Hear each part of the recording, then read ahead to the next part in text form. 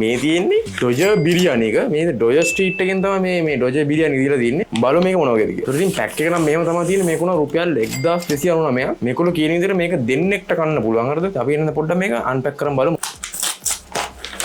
ලස්සනට තියෙනවා නේද? අනිගොල්ලන්ගේ බිරියානි එක මෙහෙම තමයි පැකිං එක තියෙන්නේ. මොකක් ග්‍රේ එකක් තියෙනවා අපිට බලමු මොනවද කියලා. ඊට පස්සේ මම හිතන්නේ මේ රයිත එකක් තමයි මේ තියෙන්නේ. දෙන්නෙක්ට කන්න ඉතින් ස්පූන් දෙකක්ම තියෙනවා. ඒ වගේම ඉතින් ටිෂුස් දීලා තියෙනවා. අන්පැක් කරන් බලමු මොන වගේද තියෙන්නේ කියලා. අම්මා ස්මෙල් එක. මාර් ස්මෙල් එකක් එන්නේ. මේක මට දැක්ක ගමන් මට තේරෙන්නේ මේක යන්නේ නිකන් පාකිස්තානි බිරියානි ලයින් එකේ. පාකිස්තානි විදිහට තමයි මේගොල්ලෝ දීලා තියෙන බිරියානි. කරද? චිකන් එකක් දීලා තියෙනවා මෙන්න මේ වගේ.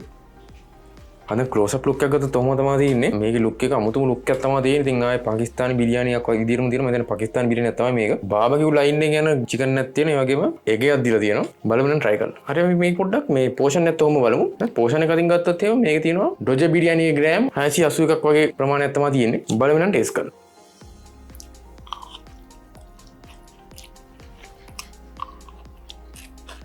අද මම ඩොජ බිරියානි එක try කරා. කියන දේවල් ගොඩක් තියෙනවා. මුලින්ම කියනවා මේකේ ස්පයිසි level එක. නියම ස්පයිසි level එක තියෙනවා. අනිත් දේ තමයි මේක මාරම ඔතෙන්ටික්. අනිත් දේ තමයි මේ ගෙවන ගානට පට්ට මටනවා. චිකන් එකත් මේ හොඳ ෆ්‍රෙෂ් එකට තියෙනවා. මගේ ටේස්ට් එක මම රේට් කරලා තියෙන්නේ මම මේකට 10න් 9.5 වගේ දෙනවා.